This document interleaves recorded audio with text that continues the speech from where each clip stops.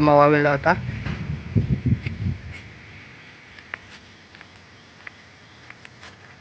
બધી કુંડામાં જ વાવે। હાલો મિત્રો, આપણે હંસને બહાર કાઢી લીધા। હવે એ તો એની રીતે એનું પેટ ભરી લે, સરી લે। જય સોમનાથ મિત્રો, કેમ છો બધા? મજામાં? તો બધા મજામાં જ હશે। અને આપણે આવી ગયા છે ફરી એકવાર નવા વિડીયોની શરૂઆત કરવા માટે। તો મિત્રો, આપણે 4-5 દિવસ પહેલાં નર્સરી ઉપર ગયા હતા ફૂલ ઝાડના રોપા લેવા। અને એમાં બધી અલગ અલગ જાતના રોપા લાવ્યો તો હું છું। ફૂલ ઝાડ છે, ગુલાબ છે, પછી 100 પીસના ઝાડવા છે, એ બધાય લાવ્યો તો હું। અને આજે એને ઉગાડવાનો સમય આવી ગયો છે, તો આપણે એને આજે ઉગાડી દઈએ। તો મિત્રો, અત્યારે આપણે નવા કપડાં પહેર્યા છે, નવા કપડાં બદલાવી લઈએ અને કામના કપડાં જૂના પહેરી લઈએ ખેતરના। અને કપડાં વપડા બદલાવીને પછી આપણે ફૂલ ઝાડ ઉગાડવાની શરૂઆત કરીએ। તો ફાઇનલી આપણે મિત્રો કપડાં બદલાવી લીધા છે, કામના કપડાં પહેરી આવ્યા છે। હવે આપણે કામમાં લાગી જઈએ।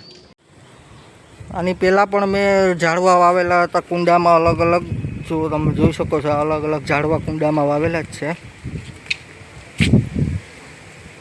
બધામાં કુંડામાં વાવેલા હતા।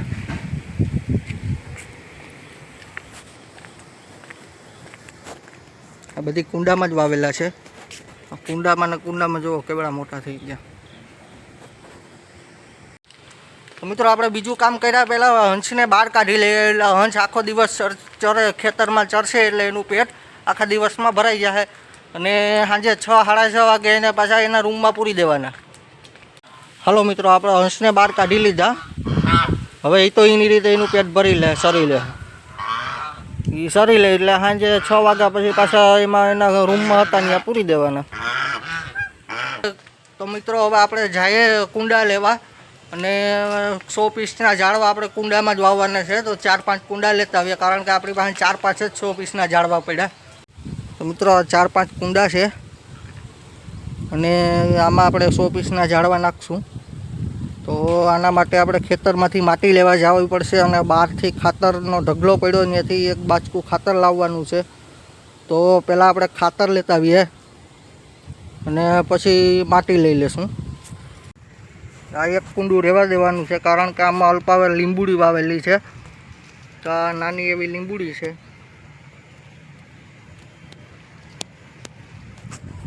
અને આમાં આપણે ખાતર અને માટી બે મિક્સ કરી અને થોડુંક ખાતર ને થોડીક માટી અને આ કુંડામાં ભરી દેવું। કુંડામાં ભરીને પછી આમાં ઝાડવા નાખી દેવું આપણે। તો મિત્રો, આપણે હવે એક બાસકું ગોતીએ અને બાસકામાં ખાતર ભરી આવીએ। તો ફાઇનલી મિત્રો, આપણે ખાતર અને ધૂળ નાખી દીધું છે, થોડું થોડું જરૂર પૂરતું। અને હવે આને મિક્સ કરી દઈએ।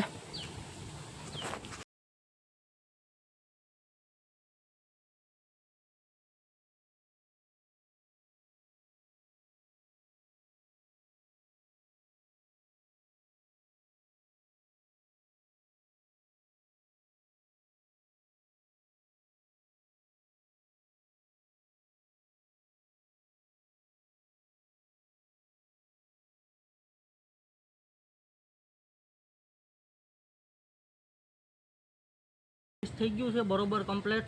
અને હવે આને આપણે કુંડામાં નાખી દઈએ અને કુંડામાં નાખીને પછી ઝાડવા વાવી દઈએ। એટલે તો પહેલાં આપણે ઝાડવા લેતા આવીએ અને ઝાડવા લઈને ત્યાં કુંડા પાસે મૂકી દઈએ। પછી આપણે કુંડામાં માટી ને ખાતર ને બધું મિક્સ કરેલું છે એ નાખી દઈએ, પછી એમાં ઝાડવા પણ નાખી દઈએ। હાલો મિત્રો, આ ઝાડવા હવે લઈ લઈએ આપણે અને આ ઝાડવાની આ પોગાડી દઈએ।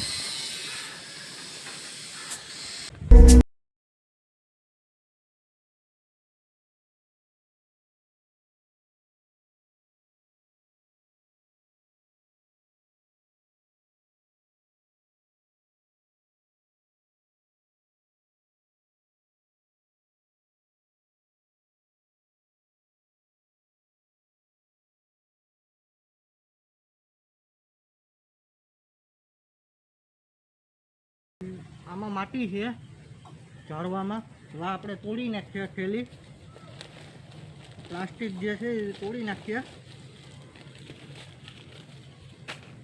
અને આ કુંડામાં થોડીક માટી નાખી દઈએ, કારણ કે થોડીક નાખવી પડે। આનો માપ અહીંયા રહે એ પ્રમાણે થોડીક માટી નાખવી પડે। તો આપણે માટી નાખી દીધી છે। ને આમાંથી રોપમાંથી પ્લાસ્ટિક કાઢી અને કુંડામાં મૂકી દીધું છે. હવે આની સાઈડમાં જ્યાં આપણે ધૂળ નાખવાની હોય ત્યાં ધૂળ નાખી દઈએ.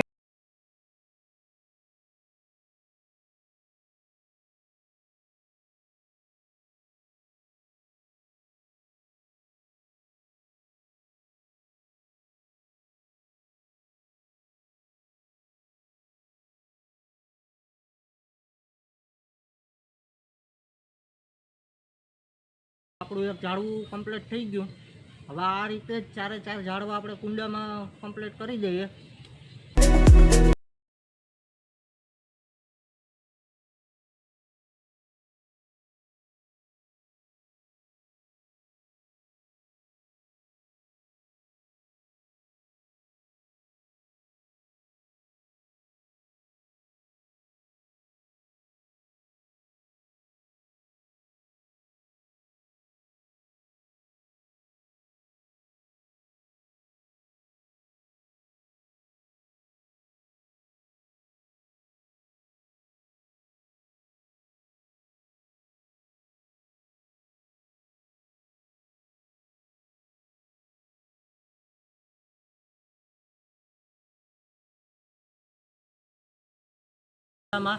હવે કુંડામાં કેવા લાગે કમેન્ટમાં કહેજો. અસર લાગે કે નથી અસર લાગતા. અને હવે આમાં આપણે પાણી નાખી દઈએ થોડુંક.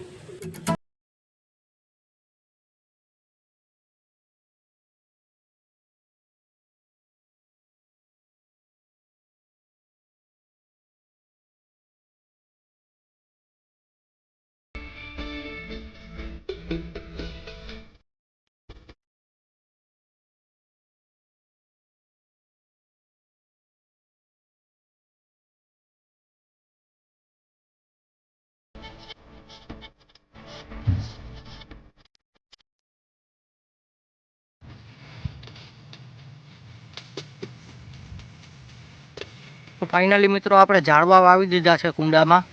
અને કુંડામાં ઝાડવા કેવા લાગે એ કોમેન્ટમાં કહેજો. તો મિત્રો આજનો વિડીયો અહીં સુધી જ હતો. અને વિડીયો ગમે તો લાઇક, શેર અને સબસ્ક્રાઈબ કરી દેજો.